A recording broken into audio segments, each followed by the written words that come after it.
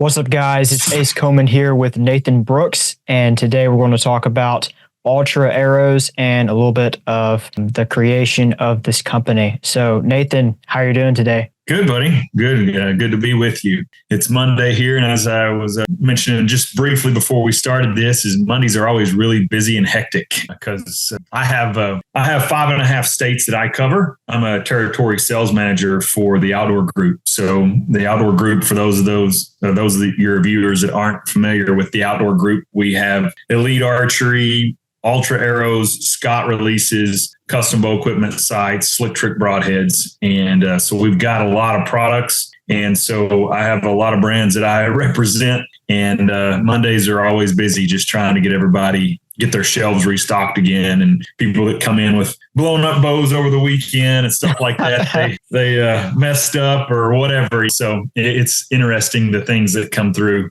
But Mondays are usually pretty busy, but I was happy to be able to do this. Yeah. And to be honest with you, I was talking to Darren Christianberry about you the other day, and we were talking about guys that are young, that are taking the initiative to basically get out there and do the work behind the scenes.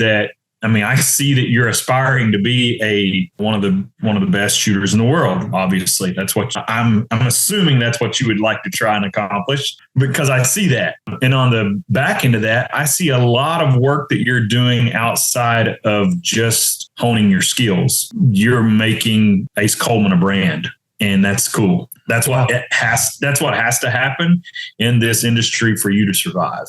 Wow. That's saying a lot, to survive. Yeah, like I think of, when I think of a brand, I think of like Levi Morgan, Dan McCarthy signature series shafts from Black Eagle. So Ace Coleman has a nice ring to it. It would definitely be nice to put that on a product eventually. But I appreciate that. Yeah, you bet. I see it, and I think other people see it too. So that, believe it or not, that's a lot heavier than what you think when it comes to the value of Ace Coleman. And what value are you to a brand that you choose to shoot or choose to represent? And so when you look at it in its totality, if Ace Coleman makes a podium, great. If Ace Coleman wins, great. But what other effect does that have? Because my background, again, we're just kind of jumping in both feet here. Sure. But my background, for you, if you don't know, and for lots of people that don't know, has been archery my whole life. 1999, I turned pro. Every year until Levi Morgan came on the scene, from 99 to about 2007, I won 2 or 3 events as a pro shooter every year, primarily in the 3D world, but I won back-to-back indoor national championships, NFAA in 2004, 2005. And like I said, every year through the Levi Morgan era, I pretty much won 2 or 3 events a year and lots of podiums. And then from that point on until 2016, so there was that big of a stretch there where I did not win an event from 2007 to 2016. Lots of podiums, but again, my background and my history comes from competitive archery, and now I've kind of transferred into this role that I'm doing now. But that being said, I've seen a lot of stuff come and go. I've seen a lot of people come and go. Some guys with some super good talent that just couldn't find a way to, and I'm not saying they couldn't find a way to win or be competitive. They found those things, but they couldn't find a way to sustain themselves in this industry to be able to develop and devote the type of time that it takes to develop the type of shooter that they needed to be. So, which is, you've got talent in there that comes in, and you've also got dedication and determination. If you want to jump 50 inches, if you want to have a vertical leap of 50 inches, you better have the right genetics, because it's never going to happen if you don't have the right genetics. Sure. But you'll never be able to jump 50 inches vertically if you don't put the effort into learning how to do it. So that's the same thing with archery. Talent is definitely something that is a part of the blueprint to make a great archer. But a bigger part of that is the determination and the effort that it takes to get there. Yeah. It's insane. It's easy to get good. It's extremely hard to get great. That extra 5%, 2% more consistently is so hard to do. Like my goal is to help people, like I coach people. My goal is to get them to a 300 level, like on a Vegas face. And then to get them from like 25Xs to like even 28Xs consistently, like it's extremely hard. It takes a lot of work, and obviously, but yeah. So speaking on your career, tell us a little bit about like the craziest like things you've seen like come and go. Well, that's on the spot there trying to come up with that. Well, I wouldn't say that there is one thing in particular to me that stands out, even though I probably should have that one thing that stands out. But I guess the thing that I see come and go more than anything, in all honesty, is really just the archers. Okay. I mean, I've been doing this for, like I said, professionally since '99.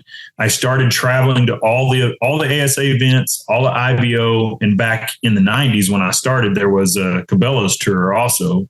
They called it North American Bow Hunters Association, NABH. I had that event too, those events that I attended, and then I also shot some of the NFAA. So, I mean, I had typically 22 to 25 events a year that I was attending through the mid 2000 era. And then NABH went away and they joined with ASA as far as sponsorship and that sort of thing. But what I've seen come and go in that time is really a ton of talented people. And archery is one of those things that it can be done as a profession, but it's really, really difficult to do as a profession. And especially in the time that I've grown up.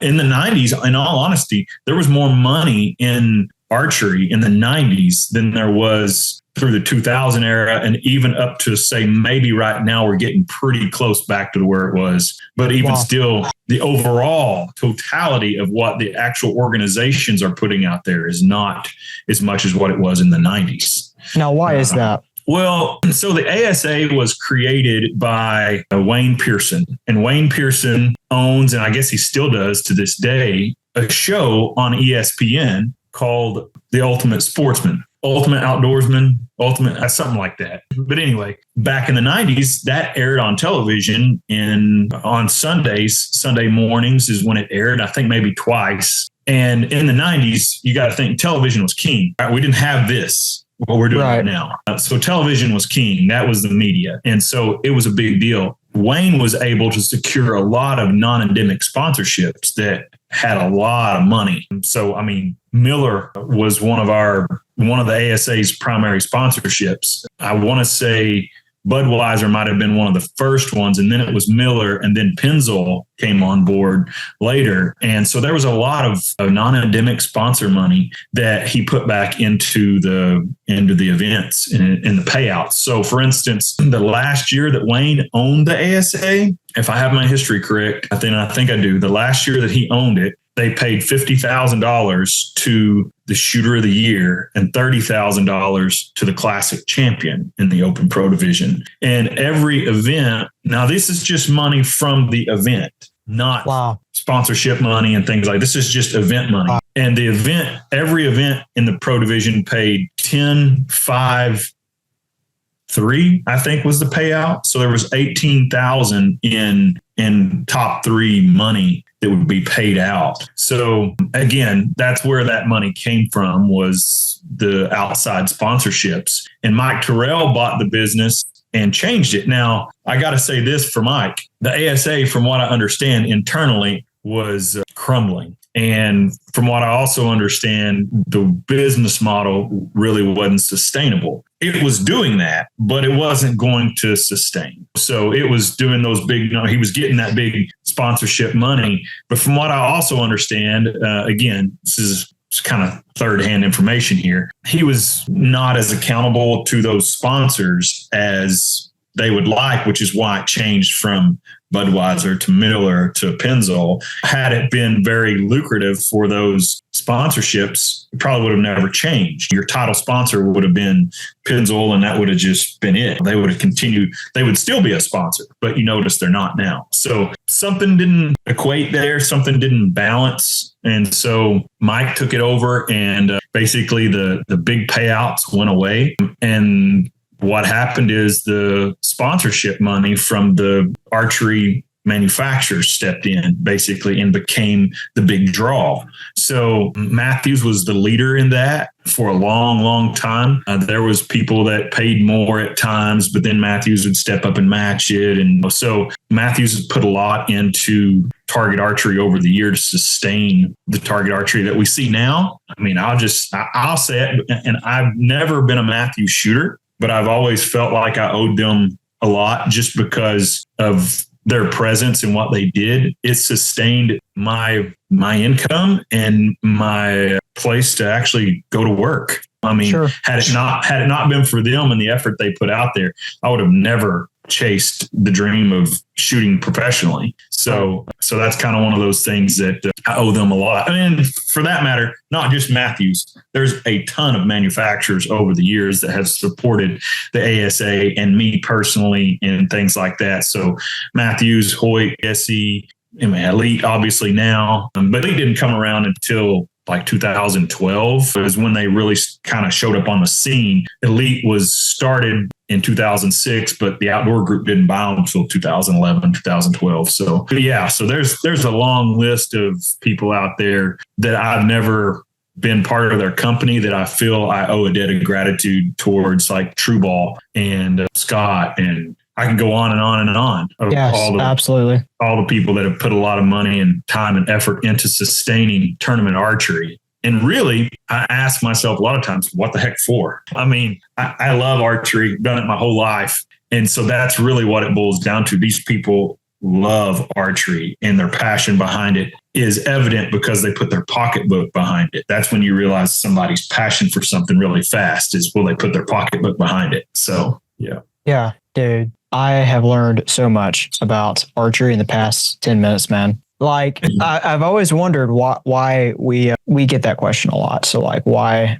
are there not these non-endemic sponsorships back in the sport? And one thing that a local guy of mine that I get a lot of advice from tells me is basically the amount of shooters, especially in our area, that used to go to tournaments has decreased over the years. And I don't know if that has anything to do with it. Do you see like a trend where back in the 90s, there was a lot more tournament archers and then it kind of died off and kind of picking back up again? Well, so the very first major archery event that I went to was in 1993. I went to the IBO World Championships. And at that time, the IBO was king of archery events. And there was over 5,000 shooters at Shelbyville, Illinois for the IBO World Championships. And I can't remember because the IBO had a interesting venue. The way they did things was kind of odd, but you had a trophy. There was a trophy segment,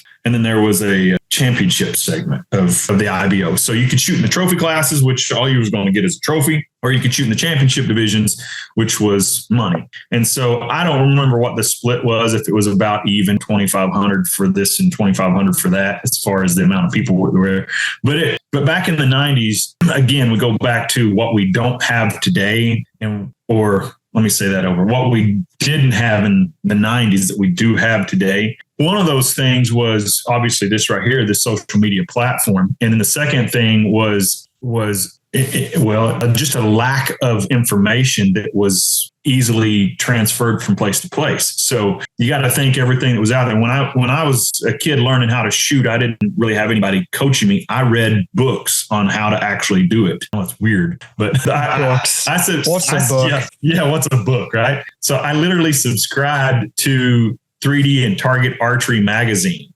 All right, so that's been gone for 20 plus years. And I would read articles written by Randy Ulmer, Randy Chappell, some of those guys that were very high caliber shooters back in that time. Bobby Ketcher, who, again, it's kind of one of those things for, how old are you, Ace? 20? 22. 19?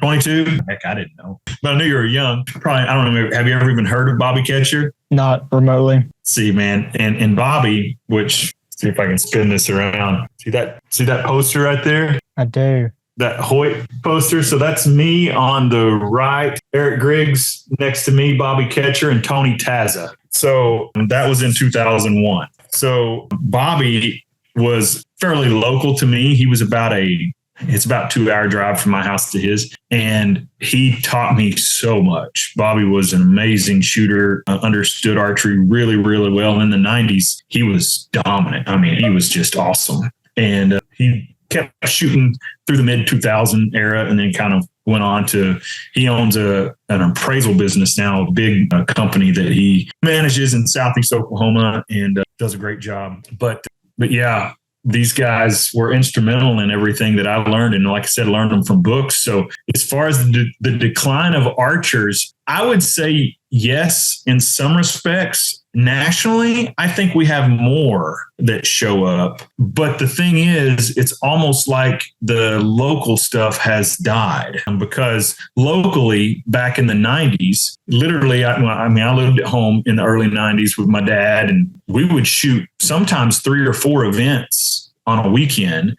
and never drive any further than an hour from our house. And so there was 3D events everywhere. I mean, they was just on it. Just to clarify, where do you live? Like, what's the general vicinity? So I live right on the Arkansas-Oklahoma line. Like if you were looking at the map, north and south, basically right in the middle of Oklahoma, right on the Arkansas line. Okay. And so that's where I grew up. I'm only 20 something miles from where the home that I grew up in. So I grew up in Oklahoma. I live in Arkansas now, but I mean, it's right there. So yeah, I mean, there was tons of archery everywhere. I mean, that's like in my head, that's the middle of nowhere. And you said that there was like 4 shoots a weekend within an hour drive of your house.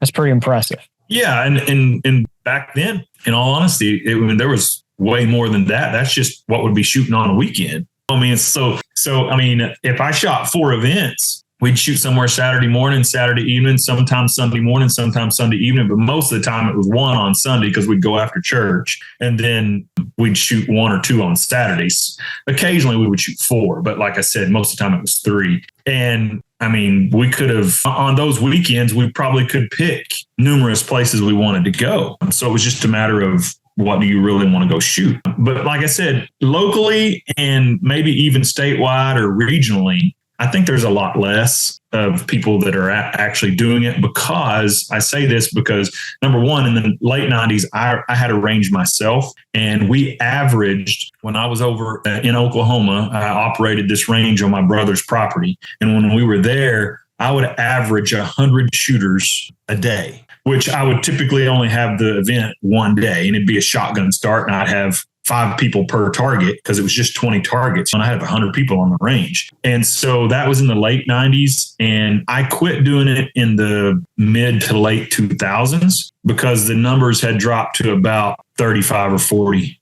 a weekend. So I don't know if it got to the point where people found other things to do, or if it was just to the point where what I see a lot of people do is they reach a plateau in their own shooting level and then they quit. And they'll keep hunting, but they just quit shooting and competing because they get to this point where they reach and they feel like they can't go any further. So they just stop. Sure. Yeah. Yeah. So what year did the non-endemic sponsorships kind of fall off? So I want to say that was right around 97 or 98. I do know 99 was the first year that I shot pro. And I think that was the second year that Mike Terrell owned the ASA. It might have been the first full year that he owned it, like just him personally, because I think it was kind of I don't think it was a just here it is, you take over sort of thing. It was kind of a slower transition. Like with Josh that owns ASA right now, Mike is still there,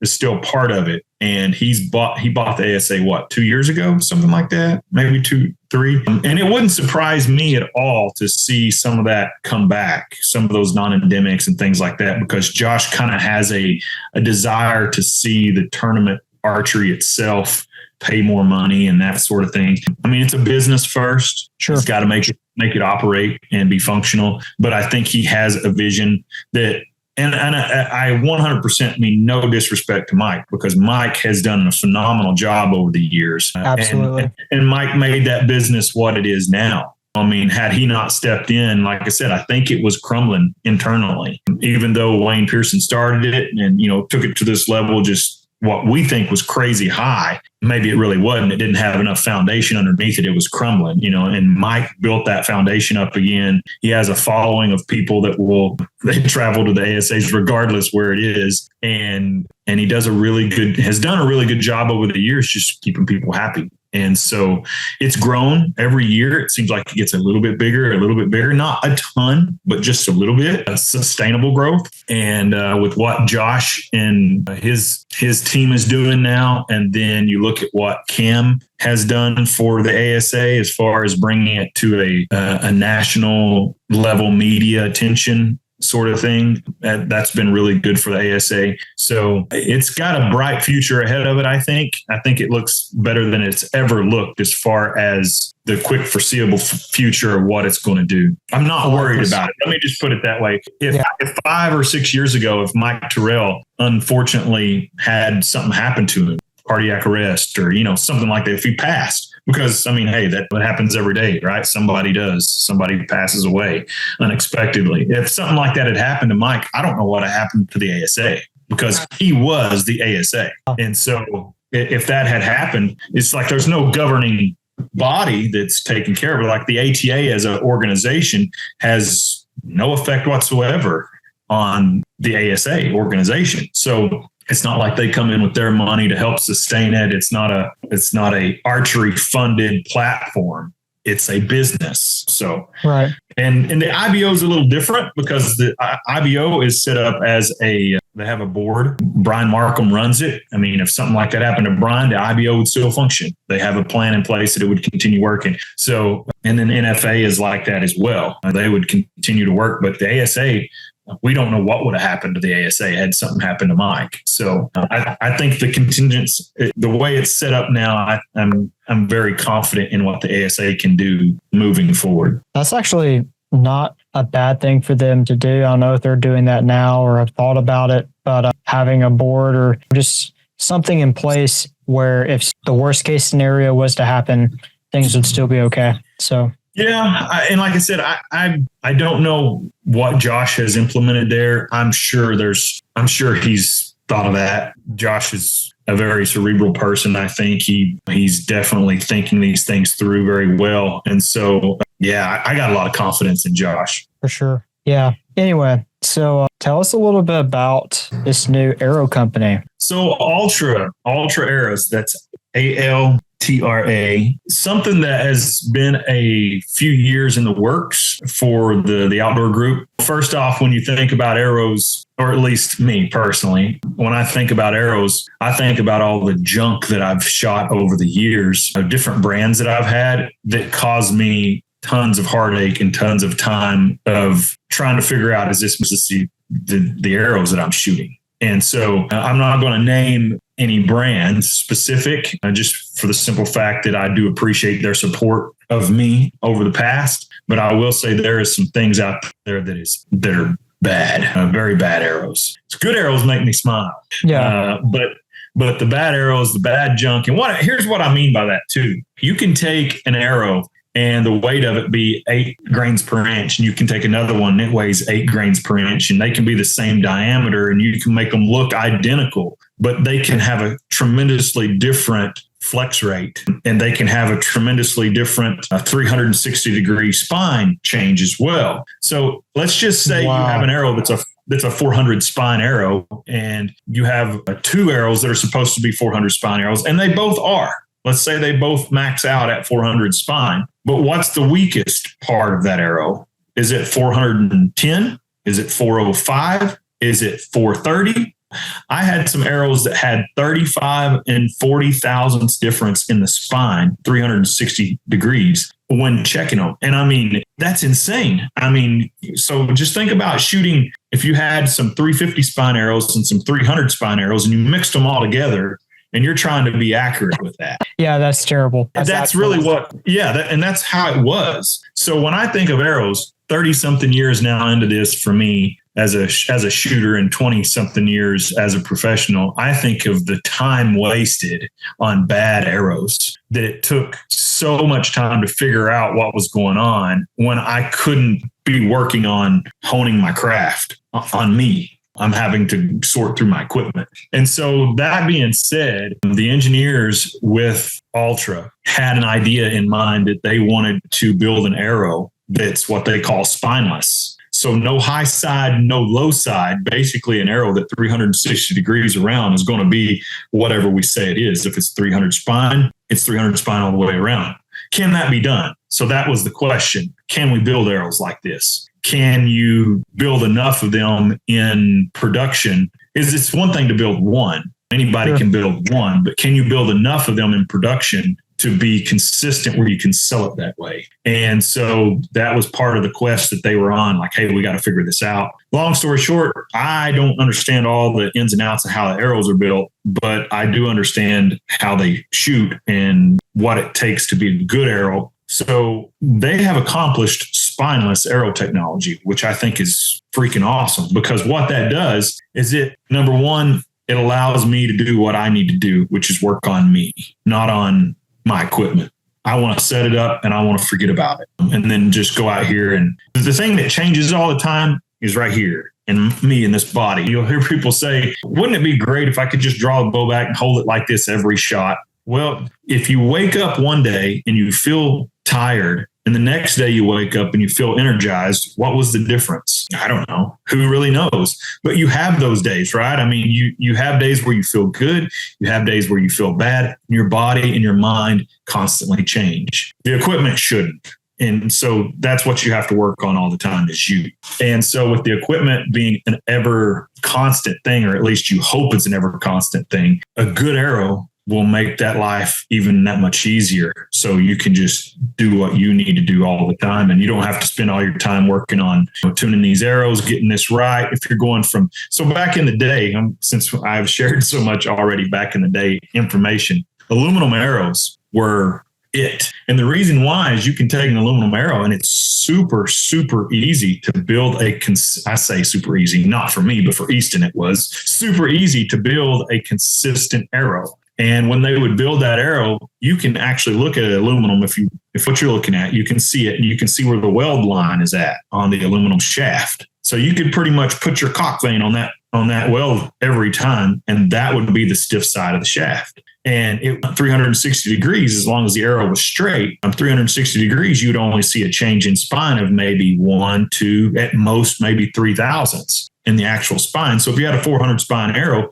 it might be at worst 403 thousandths, which is extremely accurate from arrow to arrow to arrow to arrow. And that's why aluminum was so great. And it's still great just because it's so consistent. So the biggest thing with aluminums is, number one, does my nock fit good? Because that's the next part of the arrow build is you got to have components that are perfectly straight. So if you put a bushing in a shaft and that bushing doesn't sit perfectly straight, I don't care how good that arrow is, that arrow's worthless if that nock is straight. And I think a lot of people say, well, we nock tune these arrows. If they're using a bushing in those arrows, sometimes what they're doing is they're just having to get the nock straight, because you can rotate it sometimes and it actually just straightens out. And that doesn't mean that it's nock tuned in the aspect of the dynamic spine is equal from arrow to arrow to arrow to arrow. It just means that it finally worked out when they got their nock straight. So that's wow. Yeah, I saw a lot of that back with aluminum arrows. Sure. Not as much today with the carbon because,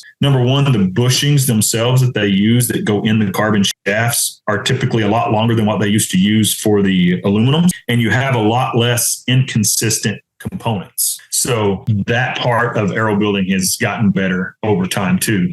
So, but yeah, I kind of went a long way around to talk about how this arrow company was formed. And I personally didn't have anything to do with the forming of this company. It was really all the outdoor group and their direction behind it. But I'd like to think that we've had a little bit of influence on what they were wanting to build and why. And so right now we have a very small offering for an assortment of target shafts, basically 23s and 27s. In the future, we've got more things coming, but we're really an upstart arrow company. Definitely not something that I would say, oh, yeah, we've got years of history in this. No, well, we just started, but we do have years of experience behind us. So I think that's going to equate to something good down the road. And these arrows already, from what I've seen, we put them in a lot of shooters' hands. They're really shooting them well. So I'm excited about that with very little effort. That's awesome. Yeah, I'm curious to see how, like, if you can't tell me, don't, but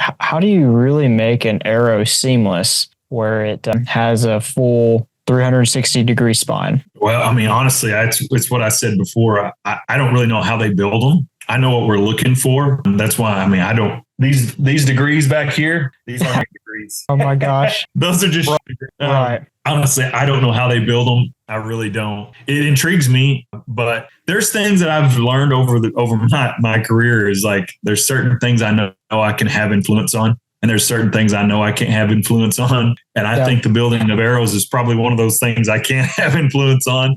Right. So I don't really jump into that too much. I can definitely help in what they're looking for, but I really don't know, Ace. It's one of those things that I would like to say I know how they can do it, but I don't. I know that when I put them on my tester, and I'm looking at it and I'm checking that 360 spine. I've checked a lot of our arrows and I'm super impressed with what I see. I mean, awesome. we're talking to, I mean, those things I can read, those things I can see. And especially when it comes to coming in here and putting them through the test dynamically, not so much just what that looks like on a tester, because for years I have been wholeheartedly against this, where these companies spine align. Okay. Because all that's doing is saying statically, this is the heavy part, this is the stiff part of the spine, statically. It's not saying anything about the actual dynamic reaction of the arrow when it shoots. So here's where that comes into play. So if you've taken, so this is an arrow, and let's just say we'll go to the top. We'll say this is your stiff side right here, the high side. And that's, let's just say this is a 300 spine. All right, if you rotate this arrow on a tester and you get to right here and it drops down from 300 and then it goes to 315 and then it's back to like 308, 305 or 305, 302 and then back up here is 300. There's your stiff side. And then just a little bit, boom, it drops off again. You see that your high side's here and your low side's here. So that's not 180 degree across from each other. On aluminum arrow, it's always 180 degrees across. That's where we go back to being why aluminum is so good. So the next arrow that's built, this might be your high side again, but then the weak side might be all the way down here. Right. Instead of it being right here. So that's why there's a difference in how these arrows actually react dynamically versus statically. So just because you flex it right here and okay, flex down, let's mark that. That's our stiff side or that's our weak side. That's our consistent side that we're marking. When you put it through a bow, because of the distance from the high side to the low side, that may totally change the way that arrow actually flexes as it comes out of the bow. So you really need to test the arrow dynamically, not statically. So they can say this is spine aligned and here's the stiff side and it's where you want to fletch it, man. And maybe that's better than not doing it that way. But you had a 1 in 3 chance of getting it that way anyway when you fletched it. If you use 3 fletches and if you use 4, you got a 1 in 4 chance. So it keeps getting better the more fletching you put on there. It's finding a stiff side. So you can play with that rotationally and wind up getting it right pretty easily, instead of just saying this is where I'm going with this spinal line. It's a marketing tool is basically what I'm trying to say. Is if you're going by the spinal line, it's a marketing tool. Test saying a lot. It's a bold statement. I like it. So you have the high side, let's just say it's on top. Then the low side, let's say it's like right here. Mm-hmm. So have you tested to see like if maybe right here or over here, kind of in between the high and low side is where it most likely will perform? So that being said, yes, I have checked that a lot. And there's really no exact consistency because it really depends on how big a range you have from your high side and your low side and where that's located. So let's just say you have an arrow that has a 10,000ths difference on high side and low side, and it's a third of the shaft, like you just showed from top to bottom. The next arrow might be a quarter of the shaft, but there's only a difference of 5,000ths instead of 10,000ths. And so the flex point might have it might be over on the other side of the arrow, as opposed to somewhere between the high side and the like you were saying, it's down so far, it's like the 1/3 side. So no, to answer your question, there is nothing that you can measure and say it's always going to come out in this range. And it's so much easier really to just go shoot them, because the other component to that is when you put fletching on the arrow. I mean, we all know what happens when you add weight to something. It changes the spine and where it wants to flex. So like the test you've seen with bear shaft shooting, where they take tape and wrap it around the back of the arrow to kind of duplicate the weight of the veins. That's helpful because it helps get that weight ratio correct, and it helps that arrow flex the way it's supposed to flex, or flex the way it will flex when you got fletching on the arrow. So those are all things that still, I don't know there's an exact science to it, because I think you can get by with a lot of different things. That being said, I've spent a lot of time over the years with a hooter shooter and making arrows shoot exactly the same out of a hooter shooter, which is a feat in itself, honestly, because a hooter shooter is a great tool, but it's really for an individual to get all that to work just right. You have to go through a lot of work to make it work. And it's amazing how you can take some pretty bad arrows and still make them hit in the same spot. So I don't think it's as critical as we might want to make it out to be, as far as all this aligning and everything that we talk about. But if it's there, I guess what I would say as a professional shooter, if it is a part of the equation that helps you be more confident in your equipment and what you're doing, then it's helpful to do it. If that puts you over that next level in confidence, then take that extra step and do it. But I would say this, I won't name a name here, but I know a guy that he was sponsored by Easton, and they told him that we have these experimental arrows. We want you to fly out here and test these arrows. And this was back in the 2000 era. And so he went to Salt Lake. They fletched the arrows up for him. They didn't have any labels on them or anything. Told him what he wanted for weights, that sort of stuff. He got the arrows all tuned up and shot what would have been a FIDA world record in practice with these arrows. Come to find out, all they were was crooked ACEs, and they were trying to just determine, does it really matter? And so he didn't know. Wow. He just went and shot the arrows and did his part. And because he did his part so well, and he's that good of an archer, he shot what would have been a world record, FIDA world record, with crooked arrows. So now, how crooked? That's the question. How crooked were these? Are these arrows just like arrows that Easton would have thrown away and not put it in a batch because they didn't meet the 3,000th straightness level or whatever that they supposedly needed to be? I don't know. But I thought that was a very interesting thing, that it's almost like what do they call that? Oh my gosh, my mind is slipping me. What do they call that effect when I'm going to have to just come back to you. It's totally slipped my mind what I was trying to say there. Yeah.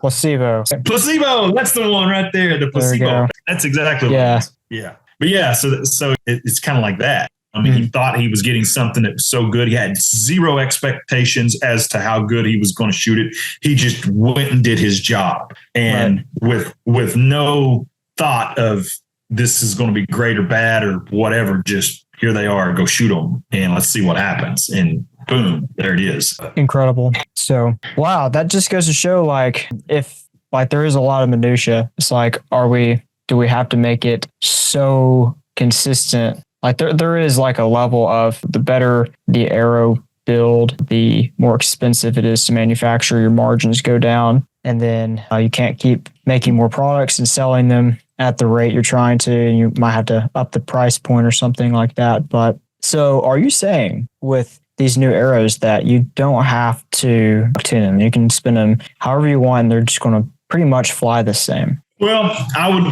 to make that claim across the board with all the arrows, I think would be reckless. Sure. But I would say that this, so far, what I've tested of what we're doing, it's the easiest all carbon arrows I've ever messed with as far as getting them exactly the same. And I got to say, I mean, I come from, my last arrow contract was Gold Tip. Gold Tip makes great products. I'm here to tell you, Gold Tip has great products. I probably had some of the easiest arrow setups I've ever had with Gold Tip. And I'm every bit as pleased with these Ultra Arrows as I was with Gold Tip, to the point of and I'm not saying it because it's one versus the other, I would seriously recommend anyone looking for the best arrow experience that they've had as far as setting up these arrows, and especially with hunting shafts, because to me, that's really where this comes in. All this arrow tuning and all this sort of stuff. You can make an arrow that doesn't have a winged tip on it. In other words, if you're just shooting a field point or a target point, you can make that thing shoot very easily and have a bunch of them be consistent. But when you put blades on the end of that arrow and it's trying to overcome what the fletching are doing on the back, your arrow flex is so much more critical at that point than it was without that broadhead on there. Because now, all right, so think about this. If you have two arrows and they're supposedly both the exact same, and you fire one and dynamically arrow number one is flexing straight up, the flex point is straight up on the arrow, and you have a broadhead on the front, and it comes out of the bow and it flexes up. It doesn't have to flex up high, but just enough that when it flexes up, the broadhead itself is actually pointing down just a little bit. So think about how much wind those blades are catching now as the broadhead points down. All right. So as it points down just a little bit, it starts catching the wind. So now the fletching on the back end have to work that much harder to straighten everything up and out as it goes out of the bow. You take the next arrow that flexes where this arrow was flexing, I said perfectly straight up. So I'm going to say 12 o'clock that it flexed. You take the next arrow and it flexes at 1 o'clock. All right. So even though it's almost perfectly straight up, if it's 1 o'clock instead of 12 o'clock, when you get to 50 yards, you're going to see a difference in where that arrow hit. And that's how it's so much more important to get the flex exactly the same on your hunting arrows, to have each arrow do the exact same thing versus a target arrow, because a target arrow can easily overcome that with fletching. Now, that little bit of inconsistency in its flex, it's going to straighten right out, and you probably will never be able to shoot good enough to know the difference. But I can promise you, you put a broadhead on the front of it, you'll see it. You'll see a difference fast. And so that's why it's such a major undertaking to get fixed blade broadheads on multiple arrows shooting the exact same at any kind of distance beyond 50 yards. It's just tough. And then you throw in the fact that if you're shooting any kind of speed, if you're trying to shoot 300 feet per second, that's another thing with those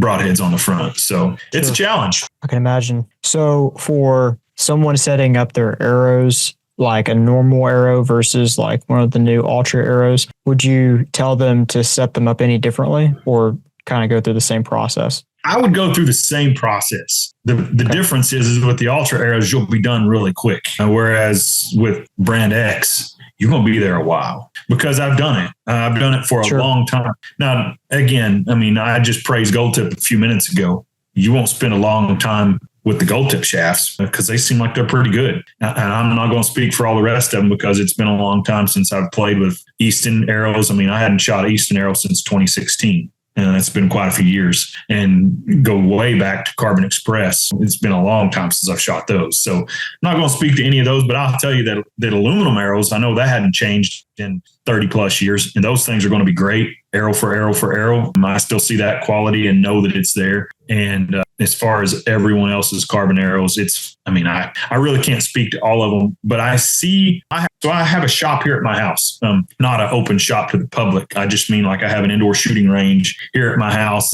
I'm in my office right now, but I have a shop here at the house, and I got a lot of friends that come over and shoot, and they shoot a little bit of everything. So I get to see all the different brands. I get to see all the different products work and function outside of what I use and the products that support me and that sort of thing, or the brands that support me. But so I get to see all that. And when it comes to the arrows, like I said, these are easy shooting arrows. Awesome, man. So basically you're still knock tuning these arrows. Yeah, because first off, when it comes to that, you still have components that go in the shafts. So if you're going to shoot a bushing, you need to make sure that the bushing and everything is square, and you got to get everything lined up, and the nock's got to be perfectly straight. So you still have components that go in. I tell you what is really easy for me is when I use the 246 arrows, the smaller hunting arrows, man, those are easy because the nock just straight into the shaft. They're perfectly straight. It's so easy setting those up.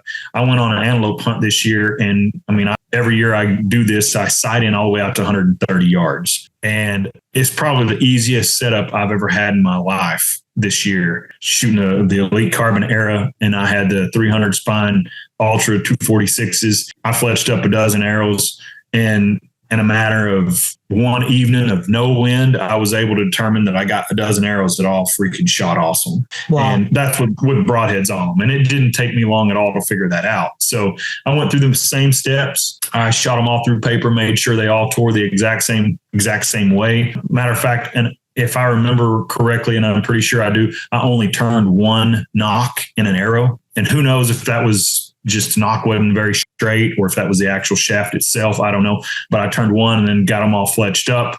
And then went from that, I go straight out to shooting to see how the results actually looked like. And when I do broadheads, it's a little different.